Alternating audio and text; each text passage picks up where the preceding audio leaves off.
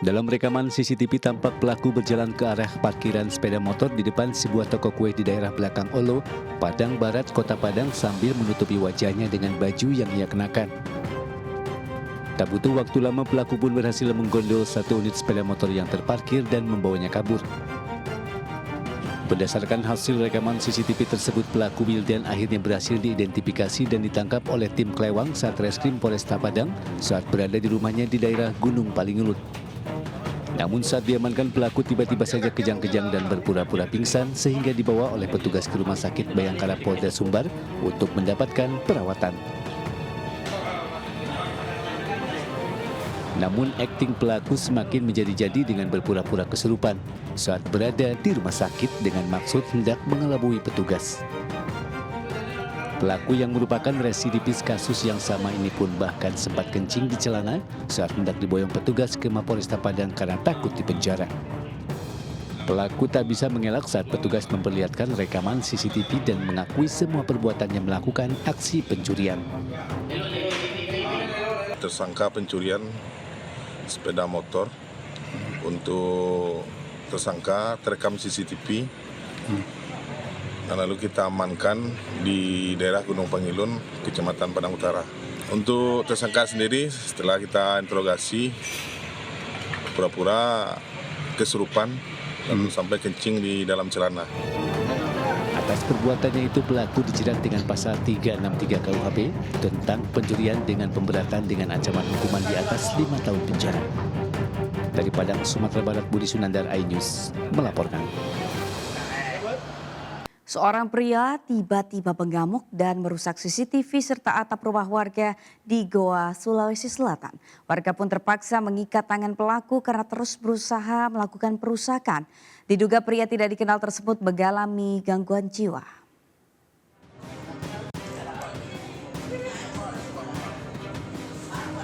Warga Kelurahan Pacinonggang, Somba Opu, Kabupaten Goa, Sulawesi Selatan ini terpaksa mengikat tangan seorang pria tak dikenal setelah kedapatan memanjat pagar dan merusak atap seng hingga CCTV di rumah warga. Pria yang belum diketahui identitasnya ini terus mengamuk dan berusaha menyerang warga. Petugas kepolisian setempat yang menerima laporan langsung ke lokasi dan mengamankan pelaku ke mobil polisi. Sejumlah warga bahkan geram melihat aksi pelaku. Dalam kondisi tangan masih terikat, pelaku langsung dibawa ke Rumah Sakit Umum Daerah Syekh Yusuf untuk dilakukan pemeriksaan. Menurut pemilik rumah, pelaku masuk di pekarangan dengan memanjat pagar belakang. Setelah berada di dalam pekarangan, pelaku terus mengamuk dan merusak lampu teras serta CCTV. Dia lampu narusak sama CCTV. Oh, mengamuk di dalam rumah tak? Tidak dimasuk di dalam rumah, di teras, karena didapak itu. Oh. Tapi sebelum masuk di rumah warga masih sempat berteriak di sekitar rumah yang dia masuki. Pelaku kini menjalani perawatan karena terluka akibat mengamuk saat diamankan oleh warga. Polisi pun akan melakukan pemeriksaan kejiwaan pelaku di rumah sakit. Dari Kabupaten Goa, Sulawesi Selatan, Bugma, iNews melaporkan. Pemirsa, aksi penipuan bermodus tukar uang oleh dua warga asing di salah satu kedai jus buah di Kabupaten Kulon Progo, Yogyakarta terekam kamera CCTV. Atas kejadian tersebut, korban mengalami kerugian jutaan rupiah.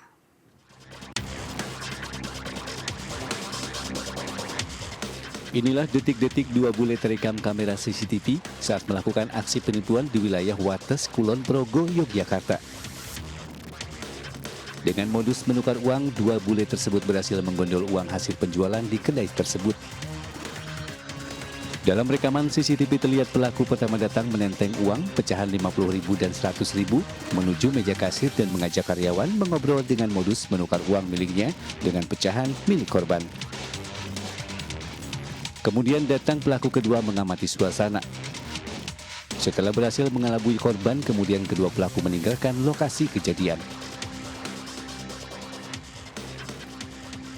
Kemarin itu ada yang datang, orang asing. Dia jam 7 lebih sedikit lah.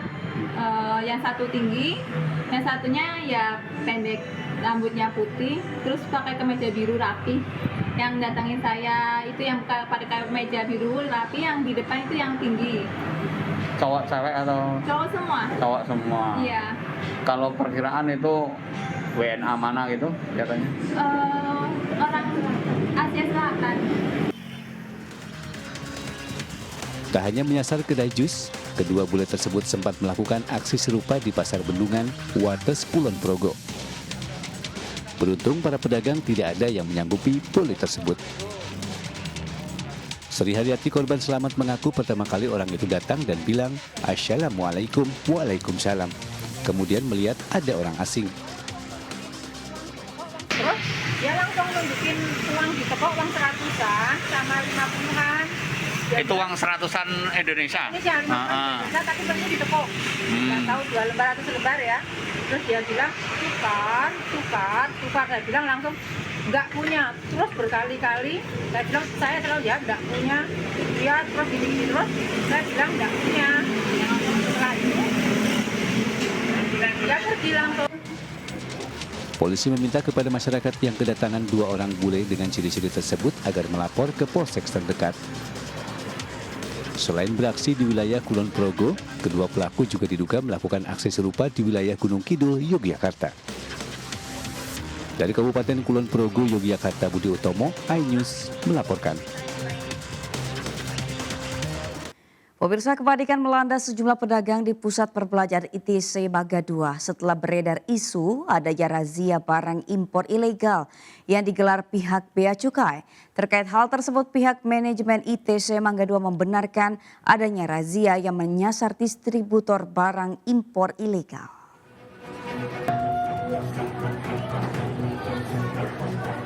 Inilah video yang beredar di media sosial memperlihatkan kepanikan para pedagang atau pemilik toko yang berusaha melindungi barang dagangannya. Bahkan ada yang berusaha memasukkannya lagi barang-barang ke dalam toko hingga menutup lebih cepat penjualan pada hari itu. Kepanikan tersebut akibat beredar kabar adanya razia barang impor yang berlangsung di pusat perdagangan di Mangga 2. Namun kabar adanya razia tersebut langsung ditanggapi oleh Humas dari Pusat Perbelanjaan ITC Mangga 2 yang mengatakan bahwa isu razia barang impor tidaklah benar. Oke, isu razia yang telah beredar dari hari Senin sampai hari ini sebenarnya itu tidak ada razia sama sekali di ITC Mangga 2. Itu hanya kepanikan karyawan saja yang menjadikan kesalahpahaman di lapangan. Jadi ITC Mangga 2 aman-aman saja sih.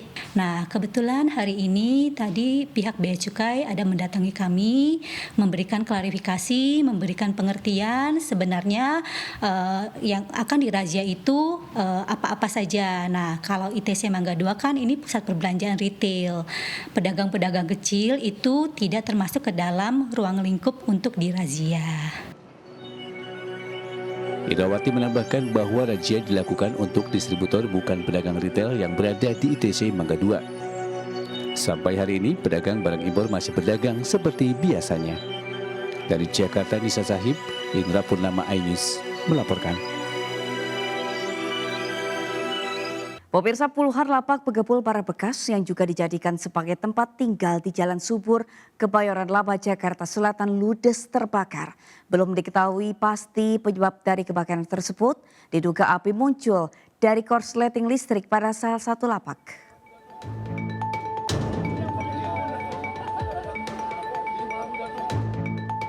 Kobaran api beserta kepulan asap begitu cepat meludeskan puluhan pengepul barang bekas yang juga dijadikan sebagai tempat tinggal di Jalan Subur, Kelurahan Pondok Pinang, Kecamatan Kebayoran Lama, Jakarta Selatan pada Rabu malam.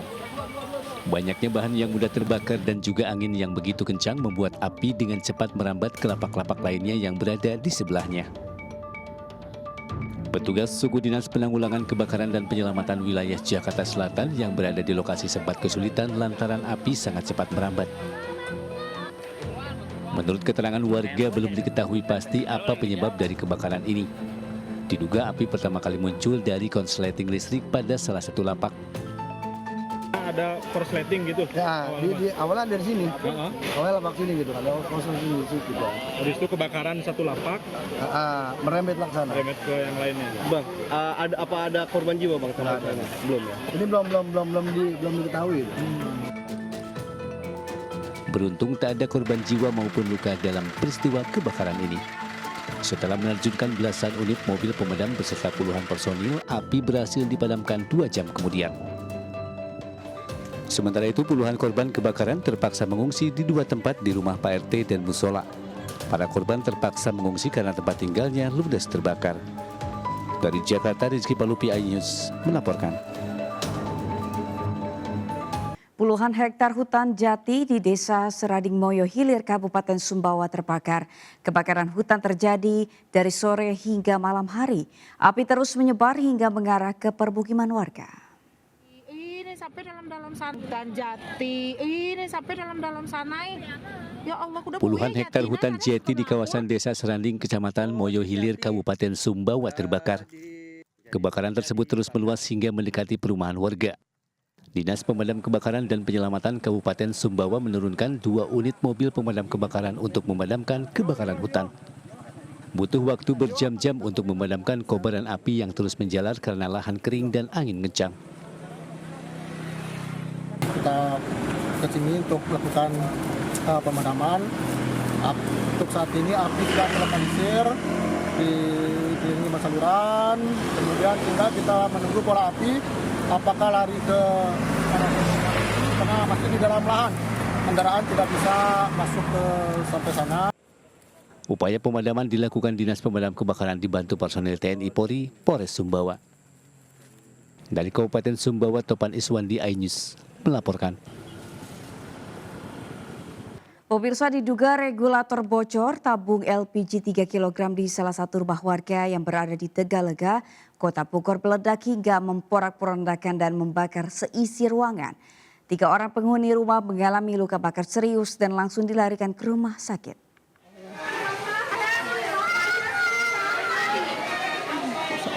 Dalam rekaman video warga terlihat kobaran api membakar salah satu rumah warga di Kampung Tegal Mangga, Tegalega, Kota Bogor, Jawa Barat. Kebakaran diduga berasal dari sebuah tabung gas melon yang meledak hebat hingga memporak-porandakan seisi ruangan kamar dan atap rumah.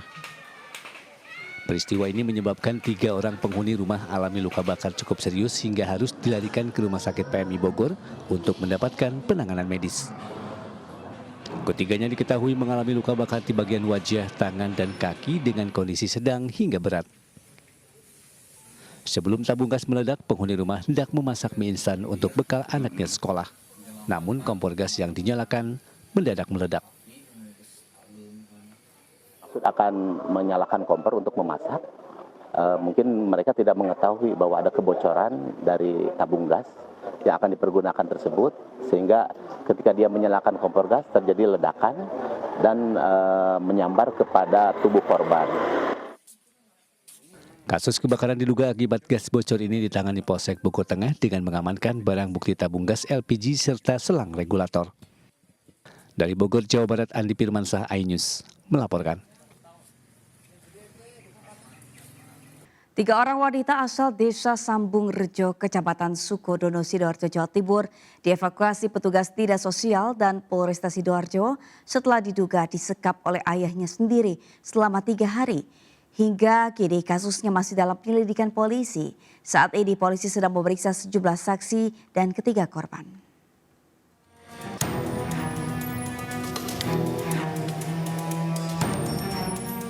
Petugas Polresta Sidoarjo dan Dinas Sosial Kabupaten Sidoarjo mengevakuasi 3 orang wanita asal Desa Sambung Rejo, Kecamatan Sukodono, Sidoarjo, Jawa Timur.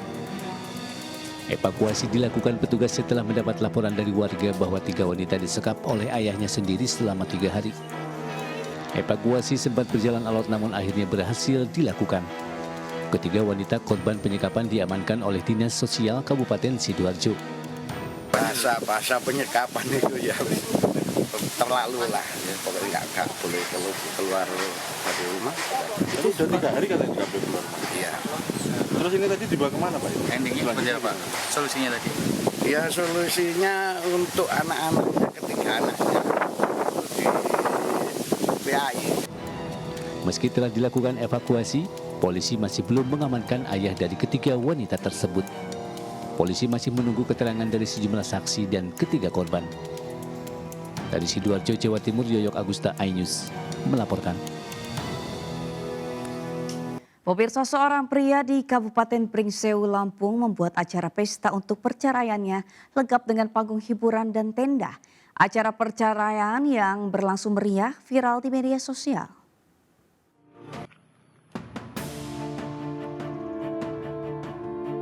Rian Maulana, seorang pria di Kabupaten Pringsewu, Lampung menggelar acara pesta perceraian pada Minggu 14 Juli 2024 lalu.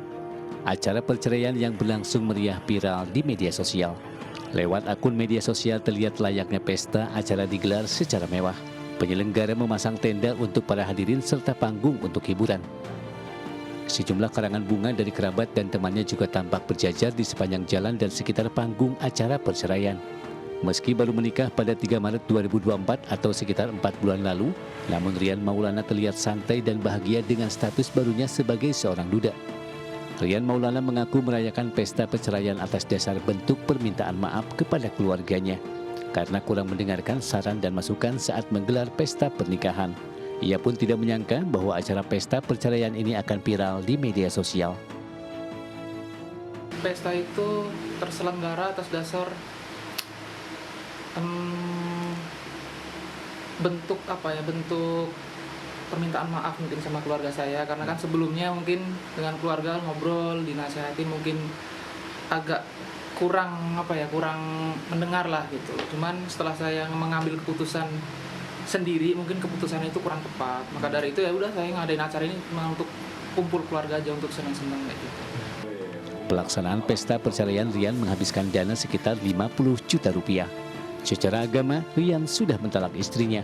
Namun secara hukum, terkendala peraturan yang mengharuskan perceraian setelah menjalani pernikahan selama 6 bulan. Sedangkan Rian baru menikah sekitar 4 bulan. Dari Pringsewu, Lampung, Andres Apandi, iNews melaporkan. Sementara itu, usai menggelar pesta perceraian, pria asal Pringsewu, Lampung ini justru dilaporkan oleh seorang wanita yang mengaku istrinya ke Polda Lampung. Wanita ini mengaku masih sebagai istri sahnya dan melaporkan atas tuduhan pencemaran nama baik dan melanggar Undang-Undang ITE. Didampingi tim kuasa hukumnya Natalia Diah Ayuning Tias, warga Pringsewu, Lampung, melaporkan Rian Maulana, pria yang viral karena menggelar hajatan perayaan perceraian yang tak lain adalah suaminya sendiri. Rian dilaporkan ke Mapolda Lampung. Natalia menyatakan masih berstatus sebagai istri sah Rian Maulana dan belum ada keputusan hukum tetap pada perceraian dengan Rian. Pada laporannya ini, Natalia melaporkan suaminya dalam perkara pencemaran nama baik dan Undang-Undang ITE terkait penyebaran video hajatan perceraian di akun media sosial milik suaminya itu. Natalia menegaskan bahwa laporan tersebut didasari oleh tuduhan yang merugikannya, terutama setelah pesta perceraian yang digelar secara publik. Natalia juga mengungkapkan bahwa pernikahannya dengan Rian Maulana baru berlangsung sekitar 3 bulan. Dan konflik yang terjadi dalam rumah tangga mereka hanyalah masalah kecil yang merupakan bagian dari proses penyesuaian diri. Kami sudah bercerai secara sah, mungkin saya tidak masalah ya, tapi kan kami masih suami istri secara sah negara begitu, dan lumayan membuat keluarga dan beban mental untuk saya, beban moral pastinya, tapi ya sedang kami usahakan untuk cepat selesailah masalahnya. Jadi terkait dengan isu-isu viral yang luar biasa saat ini, pesta perceraian yang sangat-sangat memantau lah kalayak ramai netizen, jelas-jelas kenapa, karena memang Mbak Natal ini masih istri sah daripada saudara Rian. Jadi kami rasa dengan kegiatan tersebut itu sudah melakukan pencemaran ataupun tuduhan yang diduga dilakukan oleh saudara Rian, sementara Mbak Natal ini masih istri sahnya. Konflik rumah tangga Natalia dan Rian terjadi setelah terlapor mengeluarkan talak bercerai dengan pelapor.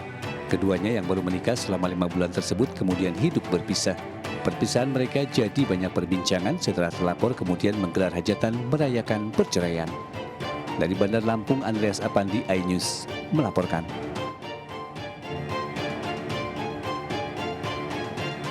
Kita beralih ke informasi lain, pemirsa. Partai Keadilan Sejahtera PKS resmi memberikan dukungan kepada pasangan Hovifah Indar Parawansa dan Emil Dardak untuk kembali maju dalam Pilkada Jawa Timur sebagai bakal calon gubernur dan wakil gubernur.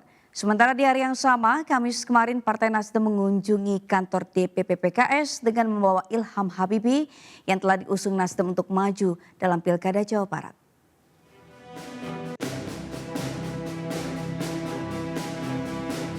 Pasangan Bacawagup Jawa Timur, Khofifah Indar Parawansa, Emil Dardak, Kamis siang secara resmi mendapatkan dukungan dari Partai Keadilan Sejahtera (PKS) dalam kontestasi pemilihan Kepala Daerah Provinsi Jawa Timur 2024-2029.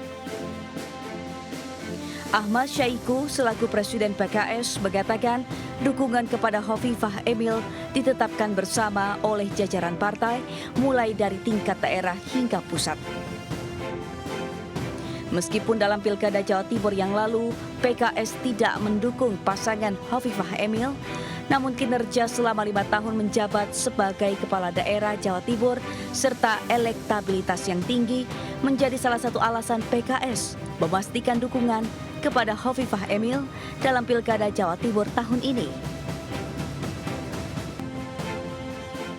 Nah, kredibilitas dan kapasitas beliau juga sudah terbukti dan ini yang kemudian menjadikan kami di DPP PKS memberikan pilihan untuk Pilkada 2024 kepada Ibu Hajah Khofifah Indar Parawansa sebagai calon gubernur dan pada Mas Emil Dardak sebagai calon wakil gubernur Jawa Timur. Terima kasih Pak Presiden PKS, juga tentu kami siap menjalankan mandat dan bekerja keras dengan sebaik-baiknya.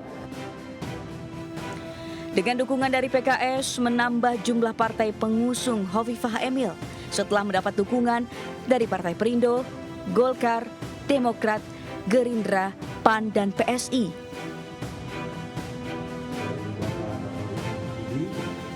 Sementara di hari yang sama, pengurus DPP Partai Nasdem mendatangi kantor DPP PKS dengan membawa Ilham Habibie, putra pertama dari mendiang Presiden ketiga RI B.J. Habibie yang sekaligus bakal calon gubernur Jawa Barat yang akan diusung Nasdem dalam Pilkada Jabar 2024. Menanggapi kedatangan Ilham Habibie, PKS menyatakan saat ini masih menimbang-nimbang nama untuk diusung dalam Pilkada Jabar 2024, namun tidak menutup peluang untuk kerjasama dengan Nasdem dalam mengusung calon yang sama di Pilkada Jabar 2024. Dari Jakarta, Stephen Patinama, Sutrisno Anyus melaporkan.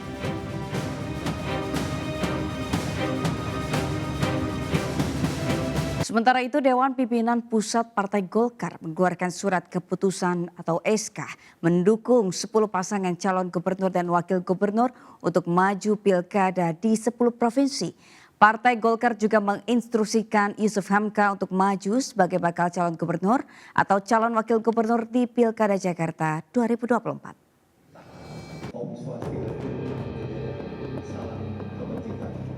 Dewan Pimpinan Pusat DPP Partai Golkar mengeluarkan surat keputusan SK dalam mendukung 10 pasangan calon gubernur dan wakil gubernur untuk maju pilkada di 10 provinsi. Surat keputusan ini merupakan penetapan final dari Partai Golkar setelah mempertimbangkan sejumlah faktor termasuk survei internal. Di luar nama paslon untuk pilkada tingkat provinsi, Partai Golkar juga mengeluarkan 21 surat keputusan untuk mendukung pasangan calon di tingkat kabupaten kota.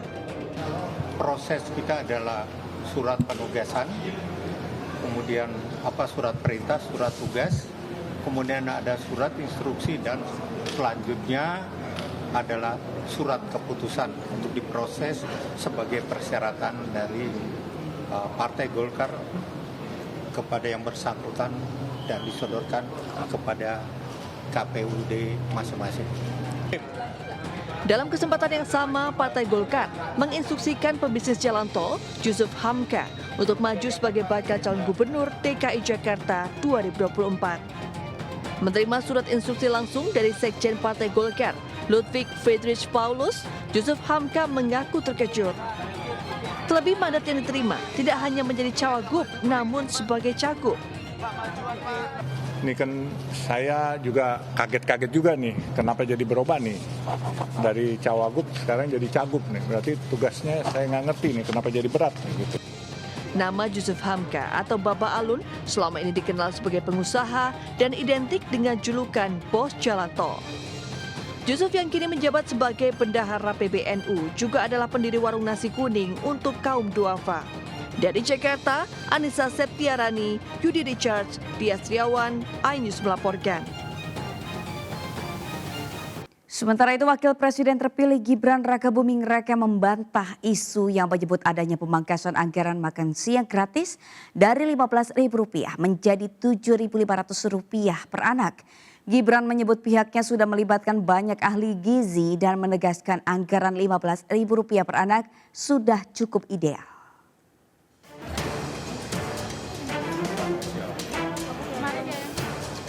Wakil Presiden terpilih Gibran Rakabuming Raka membantah isu yang ramai menyebut adanya pemangkasan anggaran makan siang gratis dari Rp15.000 menjadi Rp7.500 per anak. Putra sulung Presiden Joko Widodo ini justru mempertanyakan adanya kabar yang menyatakan anggaran makan siang gratis hanya Rp7.500 per orang. Menurutnya dari awal anggaran makan siang gratis sudah ditetapkan senilai Rp15.000 per anak. Apalagi simulasi makan siang gratis dengan anggaran senilai Rp15.000 juga sudah diuji cobakan di beberapa tempat. Gibran menegaskan uji coba makan siang gratis juga akan dilakukan di Surakarta. Termasuk Solo, hari Senin ada uji coba makan siang gratis ya. Nanti saya ajak ya hari Senin. Berarti kemungkinan tidak akan berkurang dari Rp15.000. Belum ada kepastian untuk pengurangan ya. Artinya selama ini uji cobanya di Rp15.000 ya. Tunggu aja nanti kepastiannya ya. Wakil Presiden yang akan mendampingi Presiden terpilih Prabowo Subianto ini juga menambahkan pihaknya sudah melibatkan banyak ahli gizi dan menegaskan jika anggaran Rp15.000 untuk makan siang gratis per anak sudah cukup ideal. Meski begitu, pihaknya tetap menerima jika ada masukan dari murid, orang tua murid, dan guru untuk kebaikan program makan siang gratis ini. Dari Solo, Jawa Tengah, Septiantoro, iNews melaporkan. Presiden Joko Widodo resmi melantik 3 wakil menteri untuk Kabinet Indonesia Maju. Pelantikan ketiganya yakni Thomas Jiwandono sebagai Wakil Menteri Keuangan, Sudaryono sebagai Wakil Menteri Pertanian, dan Yulio Tanjung sebagai Wakil Menteri Investasi dilaksanakan di Istana Negara, Jakarta.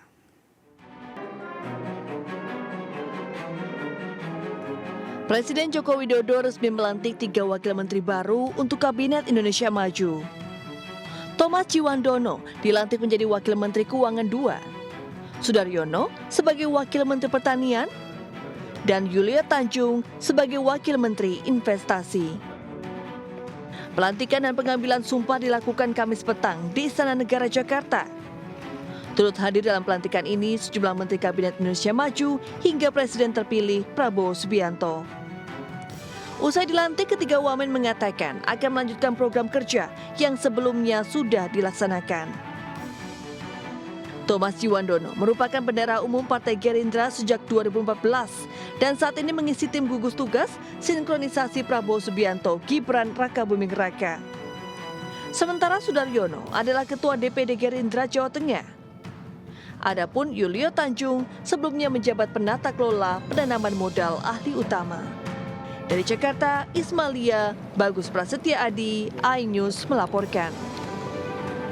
Pemirsa, sebuah perusahaan pembiayaan komersial bertekad untuk mengedukasi para pelaku UMKM dan masyarakat tentang literasi keuangan guna mencegah mereka terjebak dalam perangkap pinjaman ilegal.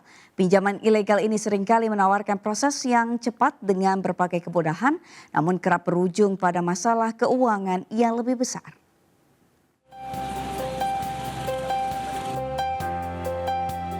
Mandala Finance kembali merayakan 27 tahun kehadirannya di tengah masyarakat. Acara perayaan tersebut bertajuk dengan nama Mandala Perhelatan Rakyat atau Mandala Perak yang digelar di 27 kota besar di Indonesia. Tujuan dari perayaan ini untuk mendukung pertumbuhan ekonomi lokal dengan mengikut sertakan ratusan UMKM dalam acara yang digelar di lapangan Syekh Yusuf Goa, Sulawesi Selatan. Selain terlibat dalam bazar, para pelaku UMKM juga mendapat berbagai edukasi literasi keuangan. Diharapkan dengan literasi ini mendorong pelaku UMKM untuk melek mengelola keuangan termasuk menghindarkan dari pinjaman ilegal yang meresahkan. Untuk Mandala sendiri dalam menunjang ekonomi bisnis yang ada di Kabupaten Goa, kami mengundang UMKM untuk mereka mendapatkan fasilitas pembiayaan melalui Mandala Finance, sehingga dengan modal usaha yang mereka dapat mengembangkan usaha mereka. Sementara itu, seorang pelaku UMKM Melinda mengaku senang terlibat di perayaan Mandala Perak ini.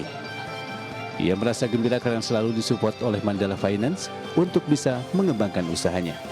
Dengan adanya acara ini, kami sebagai pelaku UMKM itu merasa tersupport dengan adanya acara Perak Mandala. Untuk benefit yang saya dapatkan pada saat Perak Mandala itu alhamdulillah banget ya, karena udah 2 kali aku ikut Perak, tahun ini dan tahun kemarin, yang dimana di support Mandala itu merasa aku antusiasnya sangat baik, terus dapat membantu income saya yang lumayan juga. Selain bazar, UMKM Mandala Perak juga diwarnai sejumlah kegiatan seperti pertunjukan musik, ajang pencarian bakat, dan hiburan lainnya. Pemirsa, pagi ini kami akan mengajak Anda ke Desa Lok Rukam, Tapak Tuan, Aceh Selatan. Di tempat ini ada pantai yang luar biasa menawan, pemandangan alam yang mempesona, dilengkapi dengan kuliner laut dengan rempah khas Aceh yang segar, gurih, dan lezat.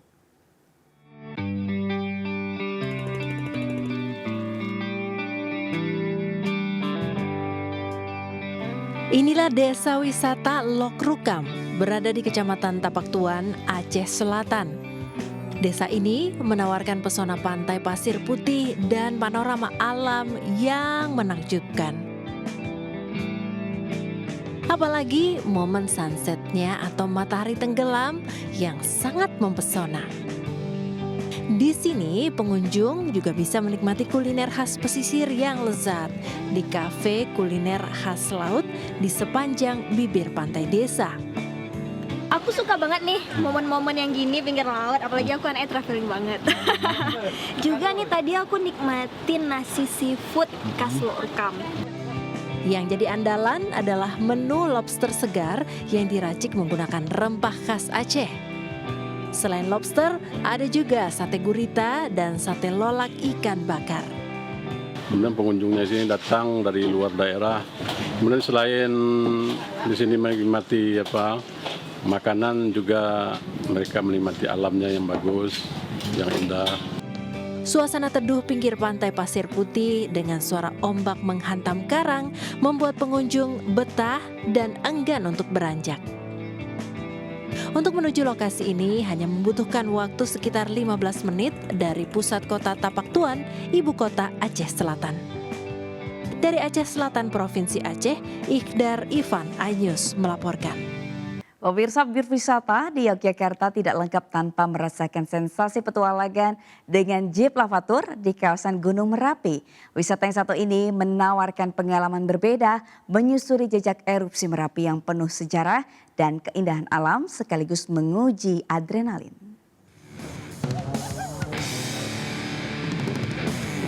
Sensasi melintasi sungai Kali Kuning di kawasan Kaliurang, Yogyakarta dengan jeep yang melaju kencang benar-benar menguji adrenalin para pengunjung.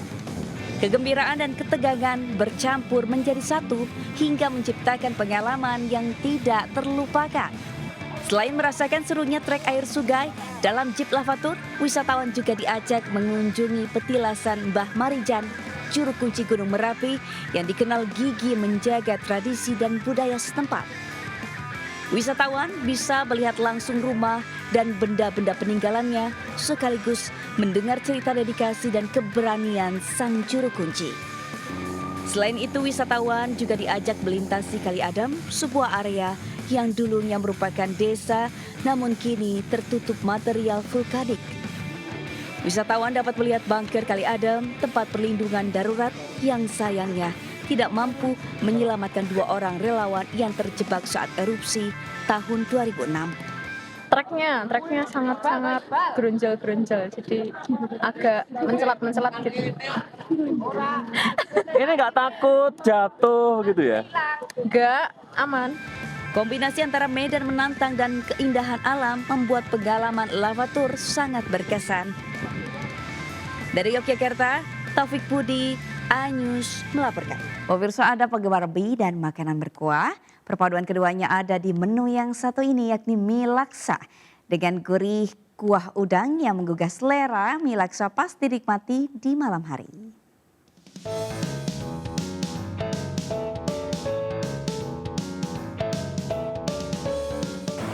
Nah pemirsa, kalau jalan-jalan Jakarta tentunya terutama malam hari ini pasti bikin perut jadi lapar. Terutama di kawasan Otista ini kita pernah nyobain mie pedes nih. Nah sekarang saya pengen cobain nih ada lagi mie laksa. Kira-kira seenak apa? Apakah pedes juga? Untuk itu, let's go kita takis. Oke, selamat Kak. Apa ya? Kalau waktu itu saya sempat pesen mie cili siram ya. Nah, katanya kan ada mie laksanya ya di sini ya? Wah, mie laksanya itu kalau misalnya mie laksa yang komplit apa? Yang komplit tambahannya perbedaannya cuma ada wontonnya.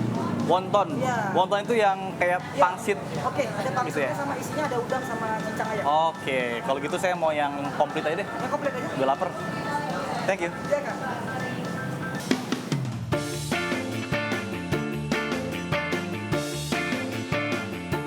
Nah, sekarang saya udah nggak sabar nih ngelihat laksanya aja udah kayak ngebelebak-belebak gitu loh.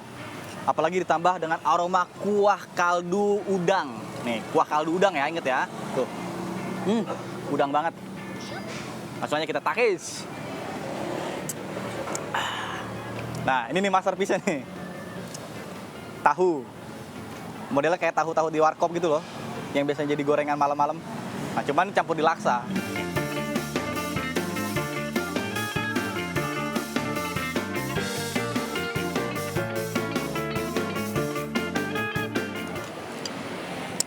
Jadi rasa kuahnya itu sebenarnya lebih kepada kayak mirip-mirip kayak kari ya. Cuman ini ada aroma-aroma udang khas gitu loh. Jadi kayak agak-agak seafood gitu. Ditambah lagi pakai toppingnya ada ini nih telur setengah matang juga tuh.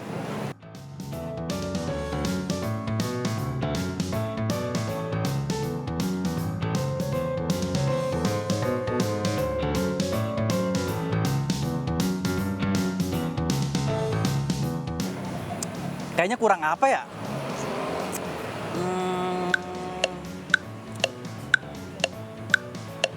Kurang pedes nggak Kak? Tahu aja kamu. Boleh dong, ini apa nih? Chili oil. Sambelnya? Iya, sambal chili oil. Oh, sambal chili oil. Nah, ini pemirsa. Kalau malam-malam gini kita makan nggak ada pedes-pedesnya, kayaknya kurang bergairah ya pemirsa ya. Apalagi saya orangnya sukanya pedes-pedesan gitu loh. Biar hot, tumpahin aja semuanya langsung. Sah. Nih ya. Cabenya itu loh, menggelegar, menggoda, merah menggoda.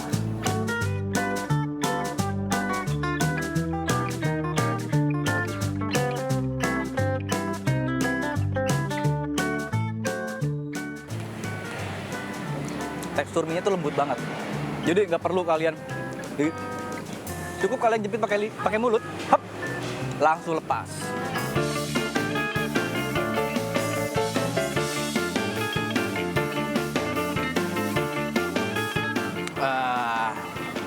Ini es kopi susu gula aren. Tapi ada namanya cilinya juga. Kan kalau cili kan cabe ya. Gak mungkin nih, masa kopi susu pakai cili, pakai cabe. Tenang, ini kopi susu biasa kok. Jadi buat meredam pedas dari chili oil ini yang tadi kita tuangin semuanya nih. Tuh.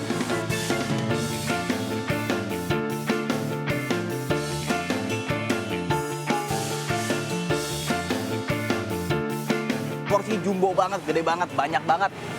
Langsung begah, sumpah. Dan ini cocok banget buat Anda yang lagi nyari rekomendasi tempat makan yang murah meriah, kenyang, porsinya banyak, dengan harga sekitar Rp36.000 dan es kopi Rp22.000. Ini sangat worth it tentunya. Demikian saya Nata Arman beserta juru kamera Iriansyah Wahyudi dan Dani Bernadi. Sampai jumpa.